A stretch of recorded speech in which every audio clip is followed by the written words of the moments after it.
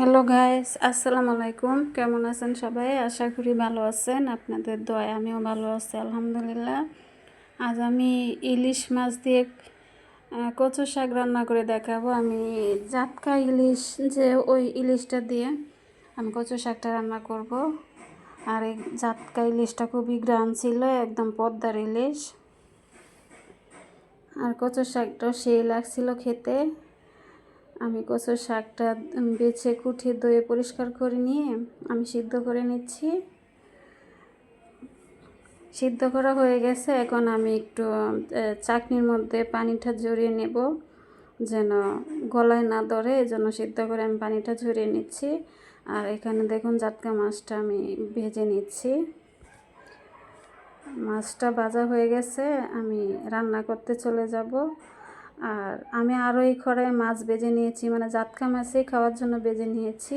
এই দেখুন, মানে তেলটা একটু কালারটা নষ্ট হয়ে গেছে, কারণ আমি মাছ ভাজা খাওয়ার জন্য ভেজে নিয়েছিলাম।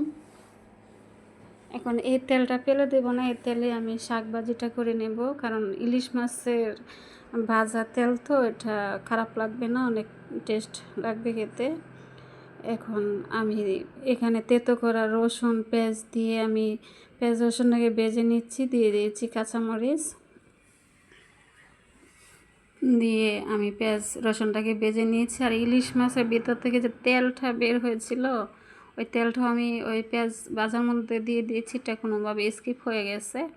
এখন আমি পানি দিয়ে দিচ্ছি মশলা। আমি দিয়ে দিয়েছি মরিচের গুঁড়া, হলুদের গুঁড়া, ধনিয়া গুঁড়া, আর দিয়ে দিয়েছি লবণ। দিয়ে আমি মশলাটাকে ভালো করে কষিয়ে নেব। আমি নেড়ে ছেড়ে ভালো করে কষিয়ে নেব। আর কচু শাকটা খেতে সেই মজা হয়েছিল। আমি আরেকটু সরষের তেল দিয়ে দিয়েছি। আসলে এই শাকটার মধ্যে একটু তেল বেশি হলে খুব স্বাদ লাগে আর কি খেতে, তাই আমি একটু বেশি তেল দিয়ে দিয়েছি। এখন আমি ঢাকনা দিয়ে ঢেকে মশলাটাকে কষিয়ে নেব। এই দেখুন তেলটা উপর থেকে বেশি উঠেছে। এখন আমি দিয়ে দেব মাছ, যে ভেজে রাখা মাছটা, ওই মাছটা দিয়ে দেব এখানে। আর এই যে মাছটা দিয়ে দিয়েছি। আর কালারটাও তেমন একটা নষ্ট হয়নি, যে মাছ ভাজা তেলে যে আমি রান্না করতেছি তেমন কালারটা নষ্ট হয়নি, সুন্দরই এসেছে মাশাআল্লাহ। আমি একটু নেড়ে চেড়ে কষিয়ে নিয়ে আমি যে সিদ্ধ করে রাখা শাকটা, ওইটা আমি পানি ঝরিয়ে এই যে দিয়ে দিয়েছি। আমি পানিটা ঝরিয়ে নিয়েছি যেন গলায় না ধরে, এটা তো বাজারের কিনা শাক, তাই আমি পানিটা ঝরিয়ে নিয়েছি। আমি এখন মশলার সাথে ভালো করে মাছটার সাথে শাকটাকে মিশিয়ে নেড়ে ছেড়ে রান্নাটা করে নেব। আমার রান্নাটা কেমন হয়েছে আপনারা কমেন্টে জানাবেন। যদি ভালো লেগে থাকে তাহলে আমার চ্যানেলটা সাবস্ক্রাইব করে লাইক কমেন্ট করে আমার পাশে থাকবেন প্লিজ। আপনারা যদি পাশে থাকেন তাহলে আমি আরও এরকম ভিডিও বানাতে সাহস পাবো, এগিয়ে যেতে পারবো ইনশাল্লাহ। আর আপনারা ভিডিওটা যখন দেখবেনই আমাকে একটা লাইক দিন প্লিজ। আপনারা লাইক আমার কাছে অনেক মূল্যবান।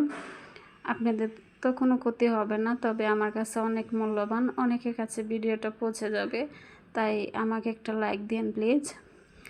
আর কমেন্টে জানাবেন কেমন হয়েছে আমার কচু শাক রান্নাটা। আর আমি এখানে একটু পানি দিয়ে দিয়েছি, দিয়ে আমি শাকটাকে রান্না করে নেব, পানিটাকে শুকিয়ে নেব। আর শাকটা খেতে কিন্তু অসম্ভব মজা হয়েছিল। আর কচুর শাক আমার কাছে খুবই ভালো লাগে, আমার খুব ফেভারিট একটা শাক। মানে সব শাকের থেকে আমার কচুর শাকটা খুব প্রিয় একটা খাবার। তো ইলিশ মাছ দিয়ে রান্না করলে খুবই টেস্ট হয়।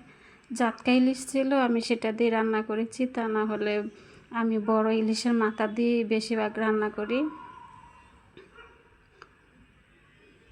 শাকটা রান্না হয়ে গেছে প্রায়। কেমন হয়েছে কমেন্টে জানাবেন। ধন্যবাদ।